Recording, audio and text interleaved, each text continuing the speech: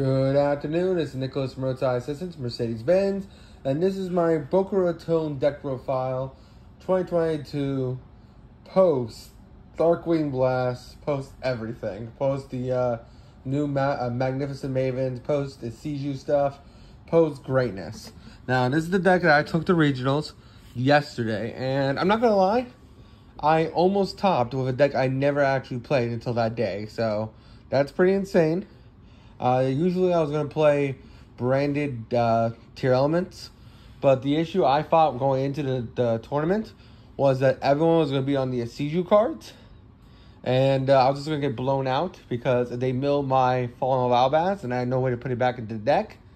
I just auto-lose in that deck, and I really didn't want to deal with the Ishiza cards.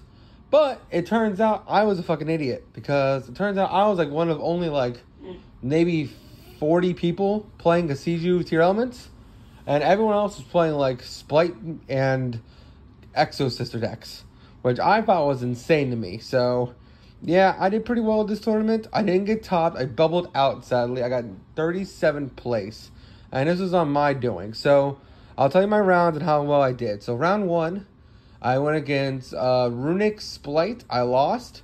I went to game 3 of him, and I surrendered because he went first, game 3.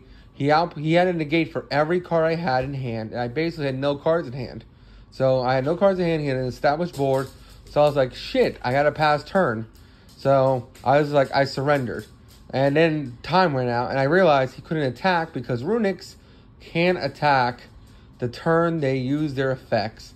I completely forgot he was, the downside of Runics. I didn't realize there was only like 2 minutes on the clock. So if I literally just passed turn, he would have drawn that game, and I probably would have got my top 32 cut in, which really sucks, but hey, what can you do? Then the next 2 rounds, I went against Exo Sisters. Really, really cool, interesting decks. Sadly, though, the Ishiza tier deck kind of just plays right through them, especially when you make Babushka. Both games, they tried to Abyss Driller me, or like, the in-archetype Abyss Driller. And I literally just made the Babushka, and then had Crime to negate their trap card that banishes stuff. And then just made Zeus and cleared the whole board. I then milled all their Exo Sister monsters so that they couldn't just keep reestablishing the board, which was pretty solid. So everyone's saying Exo Sister is a hard counter to this deck. Not exactly. If they don't draw the Dimension Shifter, you can very easily play through that game. Now, don't get me wrong, they might have not been the best pilots, but hey, they were definitely playing the counter to Tearlaments. The deck I played after that was, It was Live Twin Splight. So I went against Live Twin Splight. I 2-0'd him. Really, really cool deck. My friend, who actually did make top 32, was playing, Birds, Flunderies. And he originally was playing Splites, but he ended up changing it for the regional because he thought Flu was going to be a lot easier, especially with the time restrictions. And, of course, he was right. Flu carried him all the way to top 32, and I barely just missed it, which kind of sucks. But, hey, I'll have a deck profile on his video as soon as it's ready. So you should receive that one by tomorrow. That's when I want to post it out. But basically, after after the Link deck, I went against, I believe this is round 5 now. Round 5, I ended up going against this really cool Punk Kashakri Law deck, which is really, really cool. I ended up winning against that deck because in time, Punks pay life points, thus he couldn't actually do anything. He just kept hurting himself more than me, and I was able to take the win. And then finally, it's a 9-round tournament, so there's a lot of rounds. I lost to Dragonlink Bistids, which really, really sucked. And I also lost to Tearlaments. So Tearlaments pure. He wasn't playing any of the other stuff. And honestly, that game was cursed to begin with. All the Ishiza cards, which are really, really great, are horrible when you're playing against the other matchup. So if you're going against a mirror match, it is so insanely tough because not only are your mills plussing you, but you're also plussing your opponent. And even if you shuffle cards back, sometimes that doesn't even matter because of turn priority. So, like, I think in our round 2, it was on his turn, and we started doing a whole bunch of plays. We had to get a judge. It took like 20 minutes to resolve a chain link. And basically, because he was turn player, his chains resolved better than my chains, basically allowing him to end on a better board position, allowing him to win the game, which really fucking sucked. But that's just the new meta we're in, so we just gotta deal with that. And then because the Dragon Link player just had every bisted every turn, and I just could not beat that. He just bisted me out of the game. And then my final duel was against, I'm trying to figure that it was Splites. It was Splite Brave. He was playing a Splite Brave deck, and I 2-0'd him, which was really cool. I'm really happy with the results of this deck, especially for a deck I've only played once, which was yesterday. I did really, really well with this deck with 3 hours of sleep. Probably one of the craziest regionals I've ever been to. It's only my second one. You can see the first regional on our channel. I was playing Punk Eldritch at the time. Going second Punk Eldritch. And I got top 60 in that tournament. So I'm just barely there. If we just had a bigger tournament, I probably would have made top 64. And hopefully that meant that I actually could have got my regional invite, because that's what I really want. But hey, what can you do? But let's just go straight into this video, because I'm already 6 minutes in. I haven't gotten into the cards. They should be self-explanatory, to be honest. I've made like 5 Tearlaments deck profiles in the past, and much hasn't really changed, except I'm not playing the branded cards or the Despia cards. I'm just playing the Ishiza cards, because I really thought it was going to be a whole bunch of mirror matches, and it turns out it wasn't. So let's just go straight into this. We played 3 Sheeran.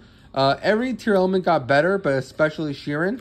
Sheeran is such an important card on brick hands, because sometimes the Tearlaments and the Ishiza cards don't always mix well.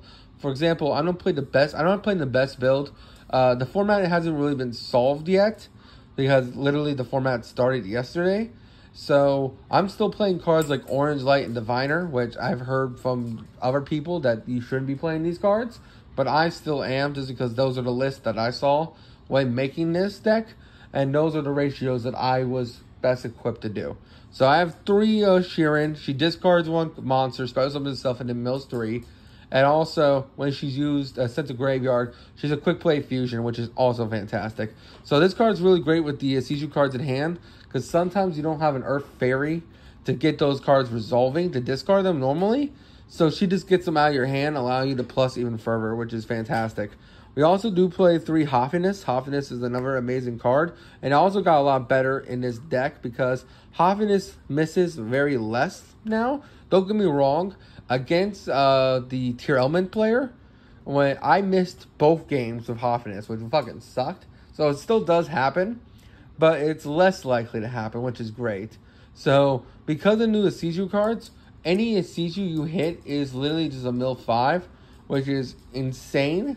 And yeah, you just, technically a mill 8, because she mills 3, and then you mill another 8, and then you just mill another 5, and then you just go from there, which is crazy.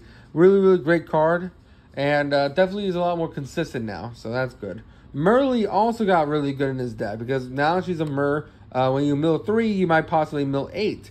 So Merly even got a lot stronger too, which is fantastic, and overall great. And then finally, 3 Rhino Hearts. Yes, I'm playing the 3 Rhino Heart again. I've seen a lot of lists of 3 Rhino Hearts again. In branded versions of this deck, you do not play 3, you play him as a 2 of. But he's still a really, really good card. The reason why, because you just want to see as many names as possible.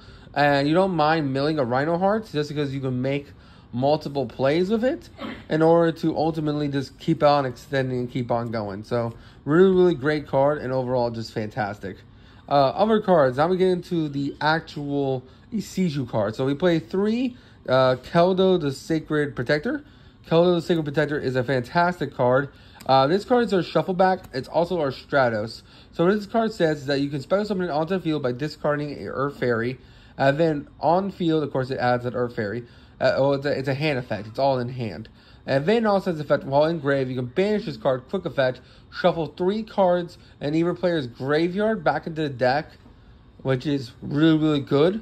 And really comes up a lot against tier mirrors, because when you trigger off their tiers, the idea is that you shuffle them back in the deck with these guys, allowing them to miss timing, well, not mistiming, but basically they're not in their deck anymore, so they can't resolve. So they use their names, preventing them from actually doing things, which actually did win me a lot of games, which is still really solid. We also do play 3 Midoriya the Sword Oracle. Midoriya the Sword Oracle is also a shuffle back for 3. These guys do shuffle back for 5 if you have the trap card engraved, but we're not playing the trap card. Everyone told me that card was very bricky, and we just didn't play it. Midoriya the Sword Oracle is a really, really powerful card where basically you can special summon this guy by pitching a Earth from your hand, special summon him.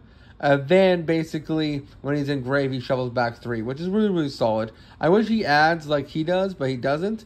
But he's still not a bad guy. He puts us to level 4, so he helps us extend into our links and our XYZs, which his deck is really good at. Now we talk about our 3-Os. We play 3 Ancient Citadel, a Go-Go. This guy is amazing. He's a 3 of in a deck. I heard some people say they want to come to 2. That's because you mill so many of him. But a Go-Go is still a really, really solid card. And basically, he's just a mill 5 when sent to grave. And that's all you really need to know. He does have a reborn effect for Earth Fairies from grave when he's on field. But that part doesn't really come up that much. So, actually, to be honest, it didn't come up at all in our tournament. So, honestly, I think that part does It's just the mill 5 that matters. And then this card, Ancient Warrior Vargas, is cracked. It's the reason why it's the most expensive card. Not only is it a mill 5 when it's sent from hand, field, or deck to grave, but also it's a hand trap. So you can special summon onto the field and then bounce a special summon monster when your opponent mills cards, which is really, really powerful. And overall, just a great effect. Now that is it for our monsters. Now we'll go into our spells. We play 3 of the Prime Planet Permedino. This card is our Rhoda. It's our best card in the deck. We gotta play this card at 3. Really, really great card, and overall just fantastic for consistency. We do play the 1 Terraforming, the 1 Insta Fusion. I did play Galaxy Cyclone in the deck as well as our 1 spell and trap removal for mine. Funny enough, I never ran into a mine deck either. I got really, I was prepared for everything. I was prepared for flu. I was prepared for mines. I was prepared for all these degenerate decks, and I never ran into any of them. It was just Splight, Tearlaments, and Exo Sister, and a couple of random decks. So I also faced a Punk Kashakri Law deck, which was really, really cool. And I also faced this other, the Dragon Link branded deck, which was really, really cool. It's got Dragon Link, not branded, bisted. It wasn't branded at all. But really, really cool decks. But overall, Galaxy Cyclone came up a little bit for in the tier mirror, but that's really about it. I guess it gets Exo Sister because it did pop the back row as well. But other than that, it really didn't pop up as much. Oh, I did forget a monster. I forgot 3 Orange Lights because this card's a hand trap, which won me a shit ton of games, especially my last game against Splight. They went into the XYZ, and I basically just negated it, which was fantastic. And we also put the 1 Diviner. Now, Diviner is a brick. To me, this is a Fallen of Albaz, just like how do I say this? So this is basically like Fallen of Albaz and our branded decks. And overall, personally, and future builds, I will not be playing Diviner. Now, the idea of Diviner is that you send any fairy to grave, and you can reborn her with Splight Elf on your opponent's turn to send a level 5 in order to trigger a whole bunch of effects. But ultimately, it was a brick in hand. I saw her many times in our tournaments. And when she was in hand, it fucking sucked. So that is it for the monsters and the spells. Once I talk about the 2 Screams we play, because Scream's still great. I forgot. I didn't know this until the tournament. Someone did it to me. Scream lowers attack. I didn't know that. I just thought you just mills 3, and then when this card sets a grave, you add a trap. I didn't realize this card fucking has a life attack gaining effect or attack lowering effect. I did not know this until my opponent did it to me, and I was like, "Oh fuck, I didn't know." And funny enough, I had a Scream too, so it was the same ratio, so the same attack and defense. It was just everyone was lowered, which was funny as hell. I found that out literally yesterday, and I've been playing with this card for a couple weeks now, so that's kind of funny. Our last 2 cards we play is 2 Sulking. Sulking is a fantastic card in this deck. We mill so much, not only is this a Stratos for the deck, because it just searches any tier element when milled, but because of the Ishiza shufflebacks, we can shovel back the Sulkings in order to then search them as trap cards. A thing I did a lot in the tournament was I would mill it. I would mill a Sulking, and then activate the effect of the sulking, shuffle it back in the deck, and then make a a Kikalos, my apologies, I'm getting all the names mixed. I'll make a Kikalos afterwards after I shuffle back the sulking, add the hand, and then set it, which is really, really solid. This is a monster in the gate, which is fantastic. And then the one Crime came up really, really great. 3 times in a row, actually. So, first time it came up was against Exosister. So, when I made a Babushka play, to turn all his monsters in defense position, he tried to banish it the next turn with the trap card they have. But I had a Crime set up. So, the Crime just omni-negated it, shuffled it back into deck, and then I just made a fusion afterwards. Now, the fusion couldn't activate, but of course, I just put the defense monster into attack, and then went from there. So, Crime was fantastic, and a really, really great card. But at the same time, I did miss Meta Noise. I really did wish I was playing the Meta Noise in this deck. I really did. Meta Noise is just such a great card. I probably will be putting it back in the list. But for now, that's what I have for this profile. Let's just go straight into the extra deck. Alright, so first things first. I play 1 Tearlaments Kaleido Heart. Now, I actually think this is a mistake. I kind of want to bump him up to 2 in this deck. Now, you're probably thinking, Kaleido Heart at 2? Why the hell would you play Kaleido Heart at 2? Well, honestly, the reason why is because there's a lot of times when I'm in a scenario, I would go first, make a Kaleido Heart to deal with something that when a C2 player activates card effects, I would make Kaleido Heart to deal with whatever they make. And then I'll be like, shit, I can't use the Kaleido Heart as material because it says it can't be used as material. I need to make another Kaleido Heart on their turn in order to prevent them to do more shenanigans. So honestly, I really love Kaleido Heart. I kind of wish that I could make more of him. So I honestly do think putting him at 2 is great. And it just helps you out immensely. This guy removes shit. He's a play extender. He does everything for the archetype. He's fantastic. We did put the one Rakulos. Rakulos is great for negating shit. Really, really powerful card. And overall, won me a lot of games. It didn't win me every game, but it didn't win me a lot of games. Then we played 2 Kikalos, because Kikalos is cracked. It's mill infinity at this point, because not only is she a mill 5, but with Merly, it's a mill 3. And then with the other ones that you'll hit, it's like an 8 plus 10 plus whatever. It's like a mill 28, which is fucking nuts. And overall, it's a fantastic card. Then we played the one Dragos Stapelia, another card I wish I bumped to 2. There's a lot of times I wanted to shuffle back cards in Grave that I couldn't, just due to the fact that we didn't have the resources in order to shuffle back. I only had 1 Dragos Stapelia, so they dealt with it. I had no way to make another Dragos Stapelia, which fucking sucked. Personally, that's one of the issues I feel like in making this deck. There's definitely some tweaking I gotta do to it. So, Dragos Stapelia, I definitely want to bump up to 2 as well. Garuda, Wings of the Resurrected Life, absolutely needed. Great card. And, yeah, that's it for the fusions. Here's a card I completely forgot because I haven't played it in Tears in forever. King of the Swamp, the level 4 guy. Yeah, I forgot about him. He's cracked, and I should have been playing him. I did not play him. I didn't own any at the time of making the list. And when I figured out that I was missing him, it was already too late. I already wrote down the list, and I already gave it to the judge. So I was unable to put him into the deck. But I would have probably did a lot better with making rank 4s today. Don't get me wrong, I still made a lot of rank 4s, especially the Bisttroller and Babushka. But other than that, I definitely do feel like I did miss out for not putting in the King of the Swamp, or whatever his name, the level 4 fusion guy. Next cards, we played 1-time free for Verduer.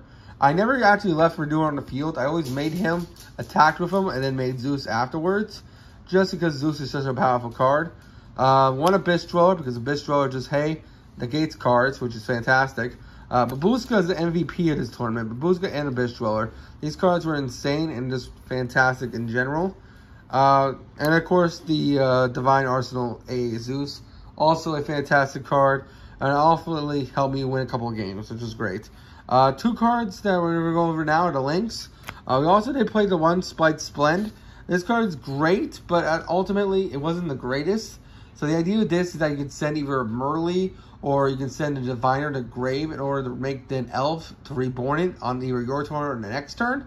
The only issue with that is that sometimes you already just mill the Diviner and you already use Merly effects. So you'd go into Splend and then like send a card and it would be useless. So Spite Splend was a little average. Elf was great as per usual. Just the fact you can reborn anything is great. This is you reborn Ag Merly, which is fantastic, and overall great.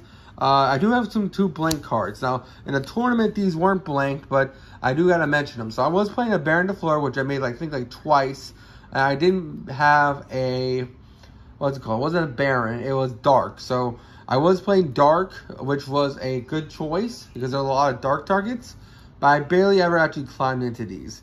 Baron was like once or twice, and I ended up shuffling them back to summon out another card to win the game, which is pretty fantastic. I think I shuffled them back and summoned out a Merly, and then Merly triggered the mill 3, which triggered everything, which is great. And then Dark didn't really come up. I was trying to climb into Axis Code. I think I only climbed into Axis Code one game. If I did, he already surrendered before I even attacked. So, yeah, it really didn't come up, and I definitely want to fix up this extra deck. But that's it. That's all I have. I hope you all enjoy. There's definitely some ratios I'm working on. I'm definitely testing out the Ishiza cards. Personally, I felt like the ceiling for this deck actually lowered, just due to the fact that I felt like my Baron, my branded deck had such a higher ceiling. I've definitely shown in deck profiles earlier that the ceiling of the branded Despia one with the Tearlaments, it has like triple Masquerade, a Mirror Jade, the Trap card, everything. It just pops off like no end. The only reason I didn't play that build was because I was scared of the shuffling back mechanic, and I was really scared of milling Fallen of Albaz. I really didn't want to let that card be milled. But if I knew the decks I was going to face, actually, I definitely would have just played that deck, and I would have had a chance to play this amazing deck. So I am happy as a result of this deck. This is the best I've ever done in tournament when it comes to regionals. But I do recommend, I'm going to look into the branded cards to see if I can mix them, and maybe make some room for the branded Ishiza Tearlaments. But most likely, I'll just play Ishiza as an engine and do a deck profile in the future when I feel like I've learned the deck better. Or I'll just wait until this format's better realized and everyone knows the best ratios to play for tier. But anyway, I hope you all enjoy. Take care. Don't do anything stupid. And see you all in the next one. Bye-bye.